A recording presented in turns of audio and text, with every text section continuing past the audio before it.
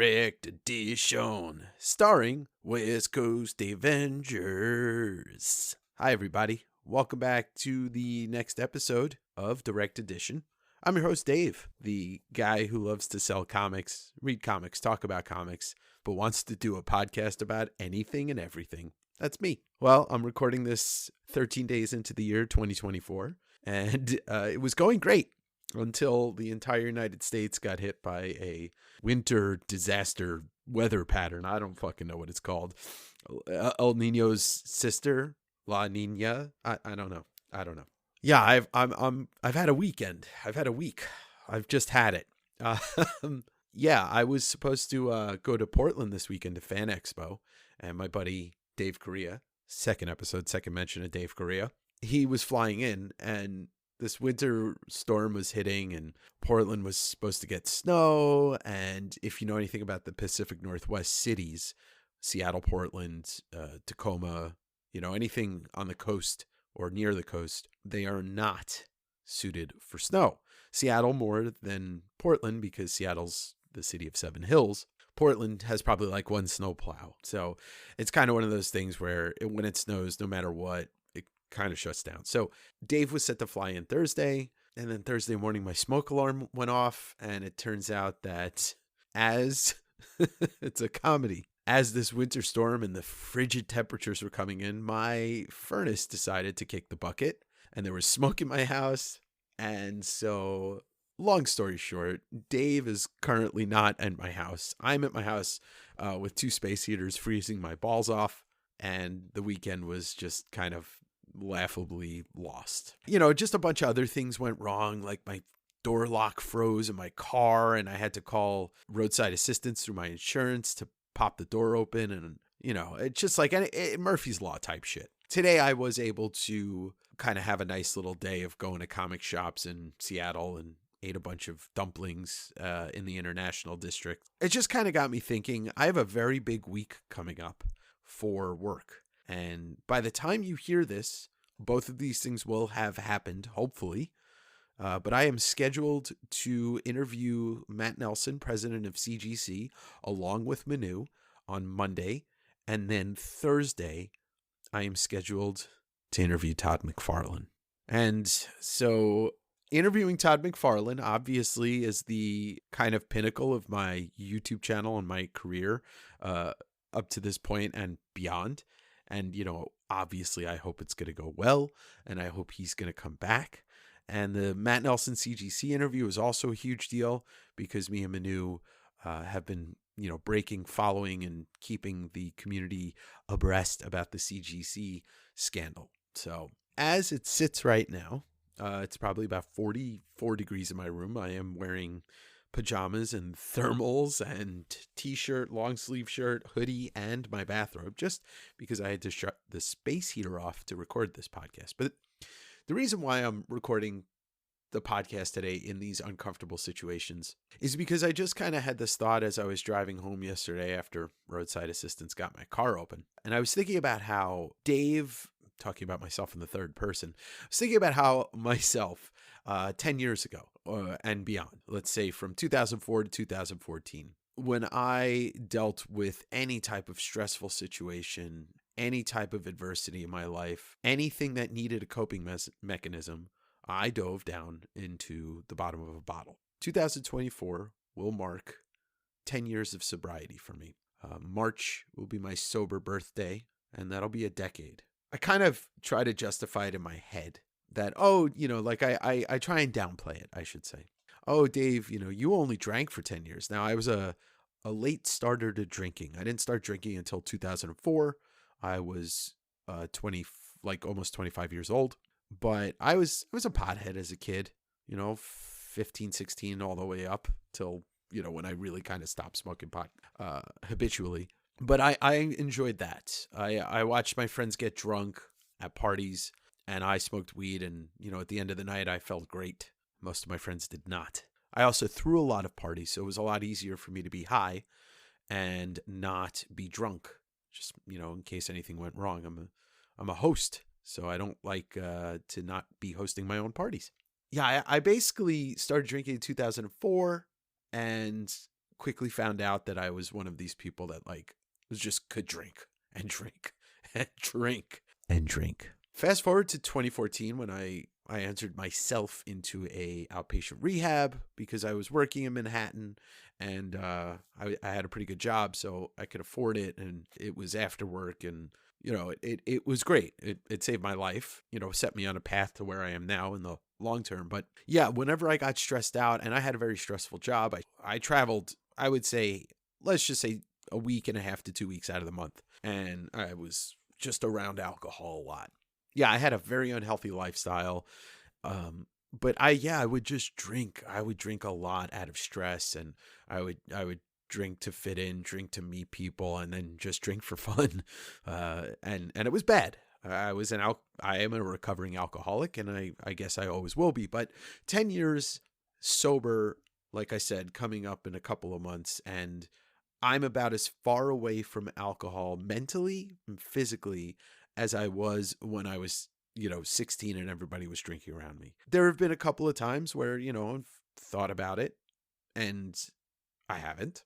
But what I really started thinking about on this drive home yesterday was how much I turned back to comics when I was getting sober and when I got sober. I just started looking through my Instagram, and I hit 2014 when I was still living in New York, and I'm looking at all the pictures on my personal Instagram that I used to post of like the haul that I would get, because when I was living in Queens and working in Manhattan, my local comic store was Midtown Comics, and I had a pull list, and that pull list was huge at that time, and discount was probably like 20%. But I'd go to Midtown Comics, I'd walk from work, it took me 6 minutes, maybe 10 minutes, and I'd pick up stacks of books that were helpful for me, and I would look around, and it's just really funny because I was thinking about those books specifically. Started my pull list there, I think around 2011, just around the time that the New 52 started. So you got the Greg Capullo, Scott Snyder Batman, and I was super into that. But I was reading a lot of Image stuff back then. I was reading, I was reading Saga and Sex Criminals. I think Sex Criminals started a little bit later. Yeah, I would pick up anything that, Image was putting out because that was my favorite. But yeah, it was a really nice comfort to dive back into comics when I got sober and like really embrace it. And I rode that wave all until probably about 2015, 2016, after I moved to Seattle. I started a pull list at a local store in Capitol Hill, but they just like the books were always damaged, and I just wasn't happy with it. And so I quit collecting single issues. And soon after that, I sold a bunch of stuff off, but I would buy a lot of vintage stuff. I would just buy anything.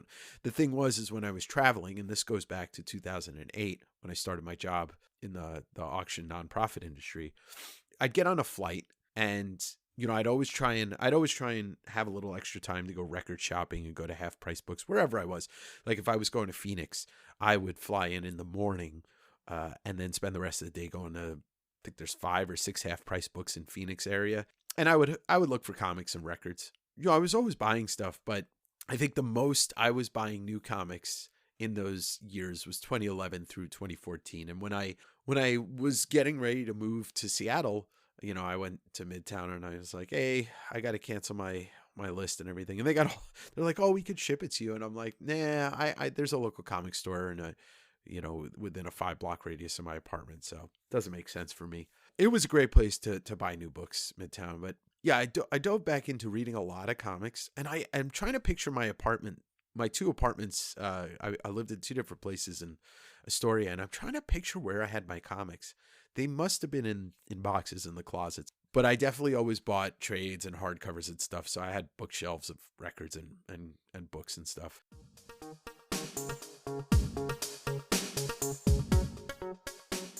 One of the other things that I really enjoyed doing that became like a habit for me, because it's good to form sober habits as you're trying to get sober. That way they become, hobbies, habits, whatever it is. When you're kind of a couple months away from sobriety, you kind of fall into this nice pattern of doing good things for yourself. At least that's for me. That's how I really rewarded myself. My rehab would be Monday through Thursday from like 6 to 9. So, I spent 12 hours in rehab every week, which, you know, I know for some people it's probably not intensive enough, but I needed to maintain a piece of my life while I was getting sober, and that was work.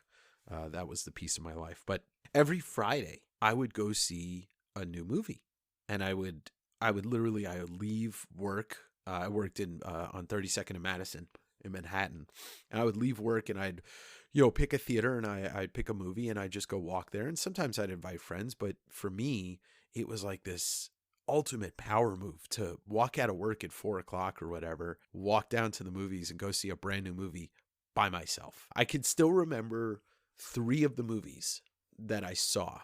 And I'm sure if I looked at the release schedule of movies in 2014, I could probably pick out the others. But the first movie I saw on Sober Friday was Noah, which was Darren Aronofsky's retelling, or, you know, his version of Noah's Ark. Now, a lot of people didn't like that movie. I think I like that movie for multiple reasons, but it definitely holds a significance to me because that was a very much place and time and feeling. But I really did like that movie. The one that really stood out was Guardians of the Galaxy. It had come out, I guess, August of 2014, and I walked down to, I think I saw it in Times Square, and absolutely loved the movie. I mean, it's still one of the greatest Marvel movies, but to me, I remember walking out of that movie thinking that was Star Wars for the new generation of kids. Like that, like there are kids that are 10 or were 10 in 2014 that I bet you in 2024 now, like when they think of like a movie that they grew up loving, it's that movie. And obviously it's a fan favorite. And if you don't like that movie, you've got serious things wrong with you. But yeah, I saw that, and I think I proceeded to see it like 2 more times in the next couple weeks. And then the other movie I can remember seeing in Sober Friday was Under the Skin. Was it Jonathan Glazer? It's the Scarlett Johansson movie where she plays a kind of an alien. Not a movie for everybody, but for me, I loved it. And also shot primarily in Scotland. Yeah, Sober Fridays became a thing. And then eventually I eased into like kind of going out with friends doing sober things. And, you know, I have such a great support system in my friends. I thank them up and down, left and right. And to this day, I hope they know that I appreciate them for all of the support they did. You know, New York is a very, very tough city to be sober and have a social life. And all my friends were always down to do stuff. And after a while, I didn't care if they drank around me because it wasn't about, my struggles with alcohol were not about the people around me. It was about the person inside. So, and that person still deals with a lot of things, but I handle it differently. And comics is definitely one of those ways that just really helped me cope with anything that was going on in my life, whether it was, you know, relationship, work, family, whatever kind of shit, or just my own personal mental stuff. You open up a comic book and you can replace comic book with movie or novel or an album, but you open up and you're inside somebody else's imagination, somebody else's universe. And that's a beautiful place to be, because if it's something you're reading or watching that's about struggles that somebody else is having, kind of makes you feel like you're not alone. Or it just takes you to a different place, like space. And that became one of my biggest coping mechanisms. It's a funny thing. As I was scrolling through my my Instagram, going back now 10 years, I had found that I'd forgotten that I had written a blog around the time that I got sober for a couple years. I think I wrote it for at least 3 years. And it wasn't an everyday thing. It wasn't even a weekly thing. It was just when I felt inspired, I'd write. I wrote a blog post called "My Path to Sobriety Was Paved with Music, 14 Songs That Helped Me." And I'm not going to go over it now. If it's too much personal stuff on that blog that I don't want to put it out to everybody. Nothing I'm ashamed of, just, you know, there's some political stuff on there, but if you're listening to me and you know me, you know that I don't fuck with people that are horrible. And I wrote a blog post. I think the last blog post I wrote, second to last blog post I wrote, was about Trump and the senseless hate that his campaign brought up around this country that's still here. And then the last blog post I wrote, I think, was just a little tribute to Chris Cornell. That fucked me up. His suicide really fucked me up. And I didn't know him personally, but Yeah, so that blog was pretty interesting to remember that, and just kind of scrolled through some of that stuff. There's some fun stuff in there though, some really cool anecdotes and stories, and you'll probably hear a lot of them on this podcast. Yeah, my comic collecting was definitely a thing, and the comic reading, and I definitely in the years probably from 2010 to basically like 2019, if I bought a comic, it was not for any other reason than I either wanted to read it or it was something that I like wanted to look through for the art. I did not care about, oh, this is going to be worth something, so I got to buy it. The box of McFarlane books that I've had since I was, whatever, a teen, that is the only thing I ever kept because of the value. Plus, I love McFarlane. But everything else I bought was for reading purposes or, try out a new book. There were a lot of books that I bought in those years of 2011 through 2015 that was like, oh, Image has got this new book out. Jonathan Hickman is writing it, or Chip Zdarsky's in it, or, Fraction, or Brian K. Vaughan. Because I'm a writer person. I love reading. I love following around writers and reading their stuff, no matter what kind of books they're putting out. And so yeah, I was really, really seldomly buying something because I thought it was going to be worth a bunch of money. It's funny because I collected Brian K. Vaughan and Fiona Staples' saga because I loved reading it and I was a BKV fan. And little did I know, like that number one issue that I bought new when it came out was going to be worth so much. And I ended up selling the first. I had like issues 1 through 42 or something. I got like $500 for it. I sold it on eBay. I'd have a hell of a collection if I had kept everything that I ever had, but I still was never really collecting for value, as I said. But yeah, those days of getting sober and trying to figure out things, I can tell you this, if you ever find that you're struggling with any type of substance, and I don't really know what it's like to have an addiction to certain substances, but the more that you steer away from that person, and if you can, find the place that, or get the help that you need, you start to learn about yourself. You start to learn so much. You start to learn about the things that you truly love, things that you thought you loved, but really only existed when you were drunk or high. And then you really do have to start being more honest with yourself. But with that comes a clarity, and a clarity that may take a month, may take 6 months, may take years. But you start to realize that, as hard as things can be on a daily basis, if you're working on yourself actively, things do become easier and they become less foggy. Your decision making gets better, and facing emotions and feelings becomes easier, although you do have to face them.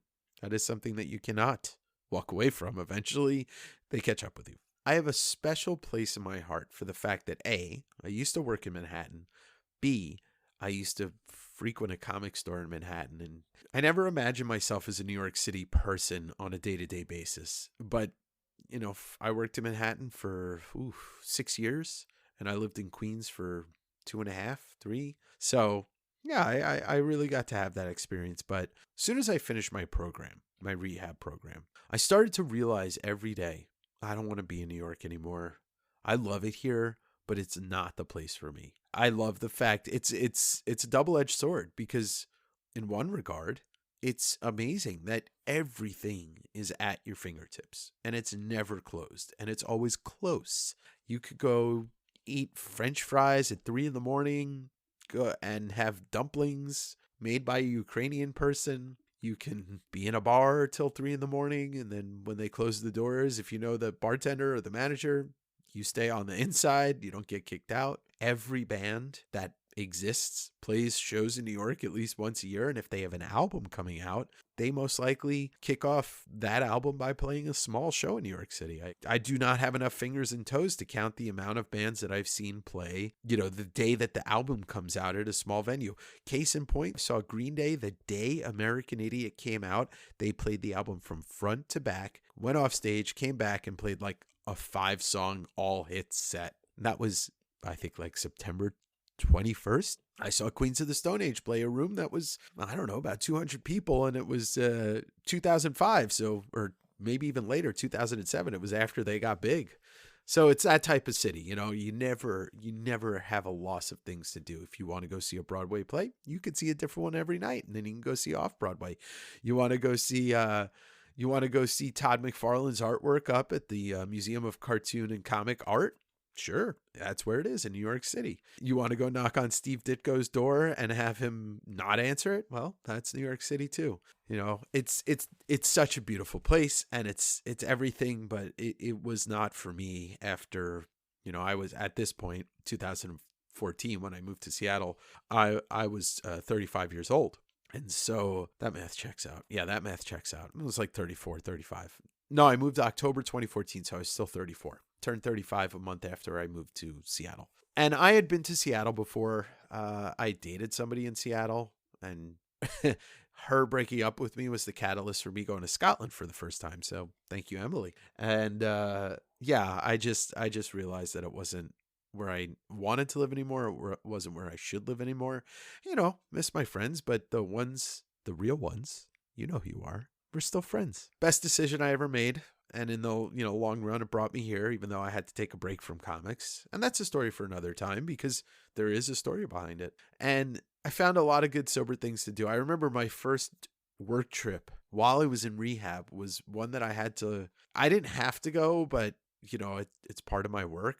So I did. I wanted to make sure that I could. I had to go to Las Vegas. And in that was trying to figure out what to do to kill time, during my free time in Vegas when I wasn't working. Because I'm not a gambler, but I was a drinker. So I had friends in Vegas that I would just go drinking with. And, if you're an alcoholic, Vegas is literally the worst place to exist. The worst. But what did I do? I ended up going hiking one day. And then I shot guns the next day at a shooting range. So I found other things to do, although I still don't like Vegas. So there were a lot of tests, but, personally, to me, it was like all the things that I used to love and all the things that I found that I loved after I got sober, they all just came rushing back to me. Going to concerts without drinking, flying without being hungover. There were nights where I would be going on a work trip, right? Let's say it was a Tuesday. So Monday night, I went out and got fucking tanked just because I could. And then I get on a flight hungover and death, feeling like absolute death. Once I got far enough away from it, it just became easier and easier and easier to do the things that I needed to do the things I wanted to do, and never feel like shit the next day physically. Mentally, you're never really going to get rid of those demons. You can just find coping mechanisms for it.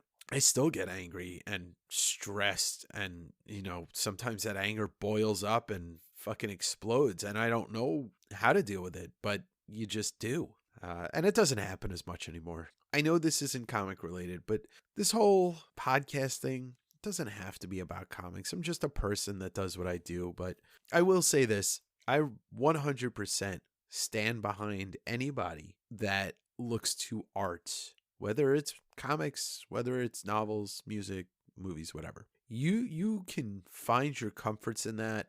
You can wipe away what's going on in your life with that, even if just for an hour, half hour, 2 hours, whatever it is. But if you are struggling, lean into that stuff. When you find something in somebody else's art that you can identify with or relate to, that helps you feel better about whatever you're going through, that's the beautiful thing about art. And even just a simple act of collecting stuff is a hobby that you can lean into. Just don't let it turn into the addictive thing that you're trying to get away from. And my addictive personality it comes out every once in a while in negative ways. And those are the only times I ever really notice it. If I'm addicted to something good and it's not affecting me in a negative way, then, okay. But when your addictions become the thing that weighs you down, that's the real hard part. But collecting can be a very healthy way, if you could find the balance, to just really, really find positive things to do with your time.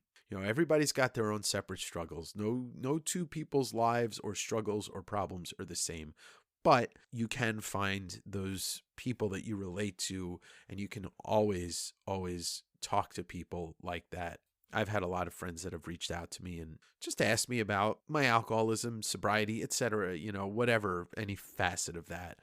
And I'm always happy to talk about my experience. I can't tell anybody what to do, but I can share my experience. And it made me who I am today. If I didn't get clean and learn to deal with this, yeah, definitely would not be doing this podcast right now. You would not be hearing my voice.